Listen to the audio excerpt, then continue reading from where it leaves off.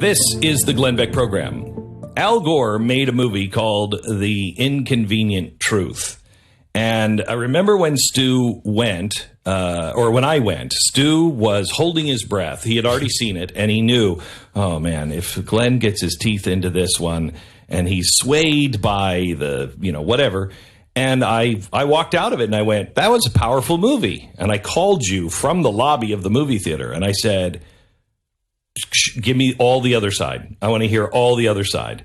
And we debunked it piece by piece, and it led to a book, an inconvenient book, which had inconvenient facts. But that was only part of that book. There's a new book out now called Inconvenient Facts, the science that Al Gore doesn't want you to know.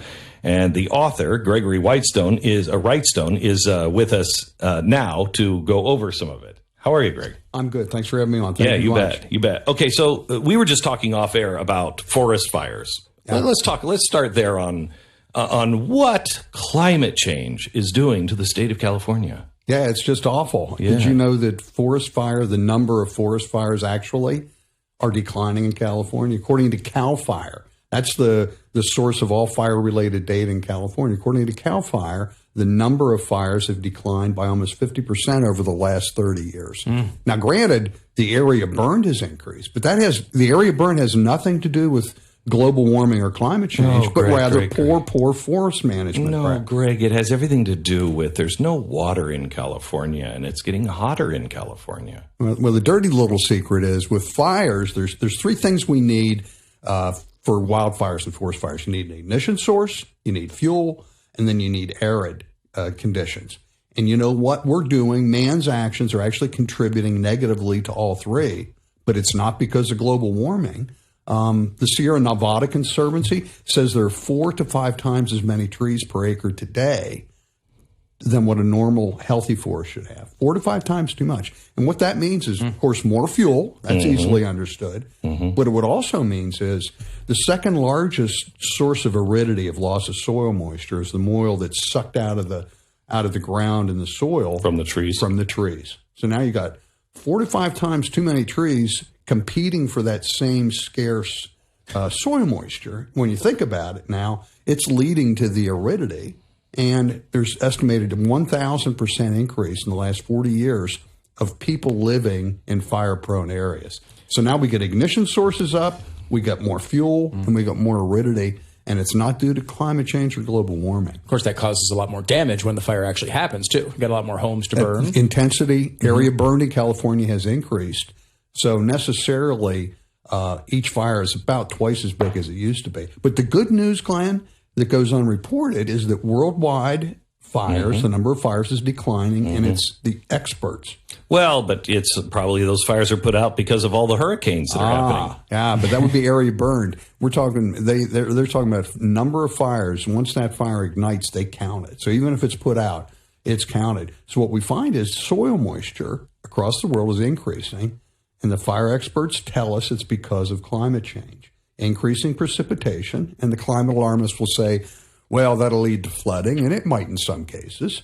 But the good news is we're seeing increased soil moisture around the world, and then because of increased CO2 fertilization effect, plants need less water. I mean, okay, all right, but you're such a denier. Let's go to the real facts. Let me take you to the real facts. The polar ice caps are melting. The polar bears are having to move, down into civilization because they have no ice. They have no more ice. And at the same time, you see how hot it's getting, and at the same time, how cold it's getting all around the world. Answer that one. Yeah, well, sea ice is diminishing in the northern polar ice cap. Just as an aside, before we go any farther, you may not realize you could melt the entire northern polar ice cap, and it would have scarcely any effect on sea level. And the reason is it's ice that's floating on the ocean. So as it melts, it displaces. So it's only land-based glaciers that cause sea level rise. But what we have, and in my new app, I've got a chart showing the decline of sea ice and then comparing it to the increase in population of polar bears.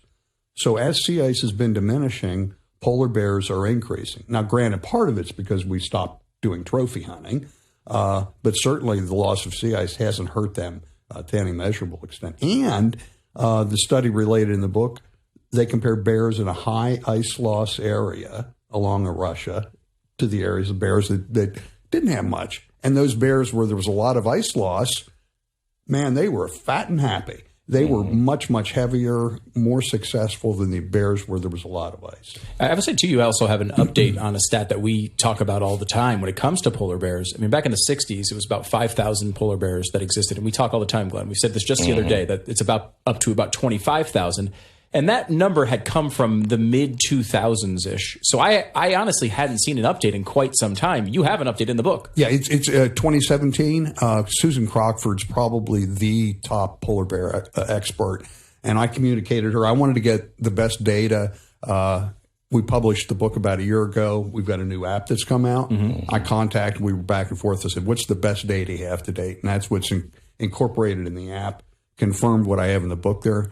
And the average, now bear in mind, it's dangerous and pretty tough to measure polar bear populations because they eat you. Right. Yeah. Apparently, people taste a lot like seals because we're on the polar bear menu. Right. And but her average, she estimates 28,500. So it's increased since that because I remember the first time I heard 5,000 to 25,000. I thought it was impossible. Yeah, bear in mind, there's like an error bar like this. So you might be off by a couple thousand because, again, it's pretty tough to bottom line is we haven't seen a significant decrease. It's definitely been increasing. It's just how much. That's the question. When it comes to the fires, let me back up a little bit to that.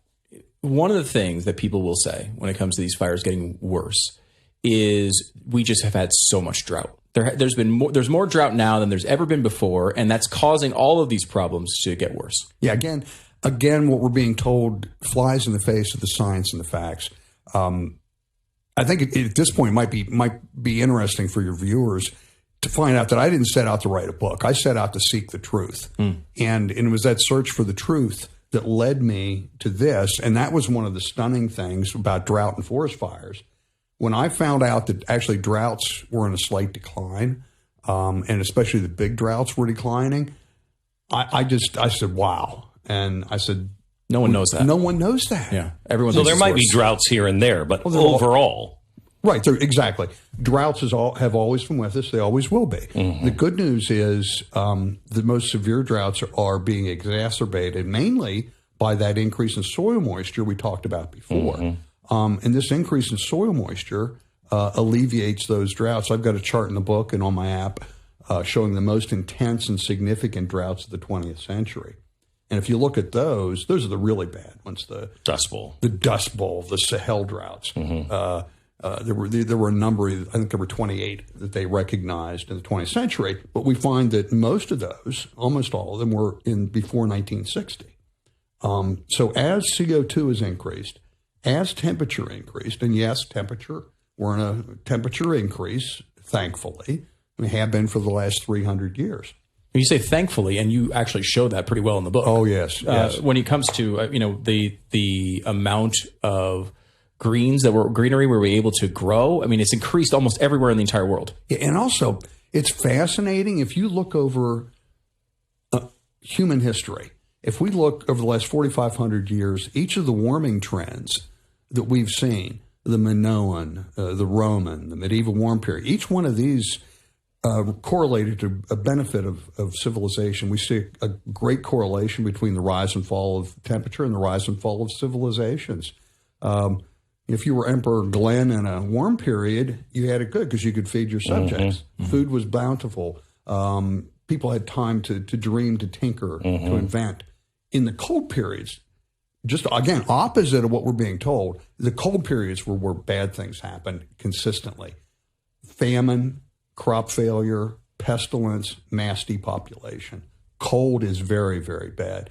And in the Little Ice Age, which was just recently, we started warming at the end of this late 17th century.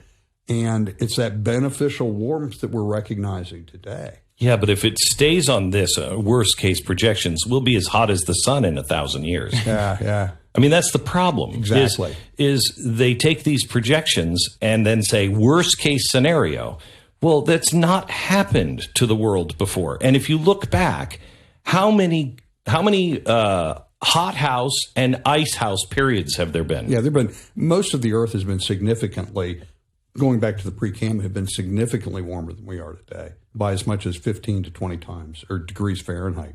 Wow. What, 15 to 20 times hotter? Significant. It's called hothouse events or icehouse events, which is what we're in now.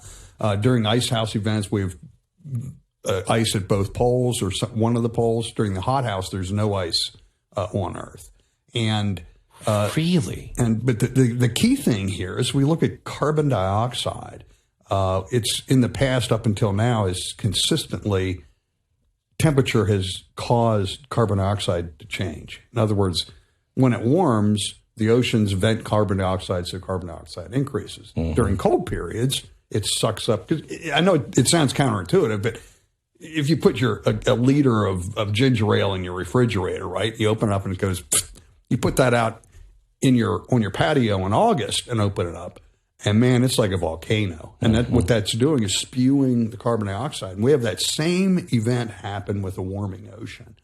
So the temperature change precedes changes in CO2. When did CO2 become bad? Because I remember being taught in school. Were you taught this, Stu? Oh, yeah. That it was the miracle of the circle of life is poison to man. Enough of that. You breathe out what you can no longer use, but the trees breathe it in, and they breathe out poison to them, if you will, just the air that we can breathe, the oxygen that we breathe. And it's this circle. Is that even taught anymore? I don't know about that. I know you and I learned it. Did you learn that? I did learn it, yep. You've hit on an important point here, Glenn, is that they need to demonize carbon dioxide, and they need to demonize it terribly, because this drives all of these the environmental people, the Keep It in the Ground movement, the anti-fossil fuel, the divestment movement on college campuses. It's all driven by a demonization of carbon dioxide. They're saying that carbon dioxide is driving dangerous increases in temperatures, and that those dangerous increases in temperatures will necessarily lead to catastrophic events. Right. Well, what these predictions are, and they're based on failed climate models of what may happen 30, 50, or 80 years in the future. What I've done in the book and in the app is to say, well, what's actually happening today? And we've been warming for 300 years. We've been adding significant CO2 since the end of World War II. Mm-hmm. Shouldn't we recognize something bad happening by now? But yet, no, we see crops continue to increase. Not entirely due to it, but a significant contributor is warming temperatures, lengthening growing seasons, and increasing CO2, leading to CO2 fertilization. And we see these bad things that are predicted just ain't happening. I mean, even the UN says the net increased CO2 levels until I think it's about 2080 is a net benefit for the globe, which is it's a statement you'd never hear said. That doesn't mean they don't have negative consequences in some parts. This is, again, the UN saying this. But they say net for the globe, it's actually a benefit until about 2080. Yeah. I don't think the UN's a good person to use, because they've got a history of failed predictions. But you're right. But even if they're saying it, and of course their intergovernmental panel on climate change is the UN Climate Alarmist Organization. Yep. Things like there are things that they capture that they kind of say tucked away here and there that I've publicized here as an inconvenient fact. And so this, Can you tell us about the app here before we leave? Yeah, real quick. Yeah. App Store, Google Play Store, search for Inconvenient Facts. It's awesome. It's powerful. It puts this information in the palm of your hands. It's well-sourced, well-referenced, and videos linked to each one of these. That's great. So this is something that you can have in your pocket at all times. So when you meet a climate alarmist, you go to the app, and it will help you with the charts and the graphs. Everything is sourced. Everything is triple checked to make sure that it's exactly right. And you have the argument. So you're not going, geez, I wish I heard that guy. I wish I would have listened or written it down. Or I did write it down and now I don't have the paper. It's there on your phone with Inconvenient app. Get the Inconvenient app. Yeah. Thank you so much. Thanks for having me on, Glenn. You bet. God bless. you.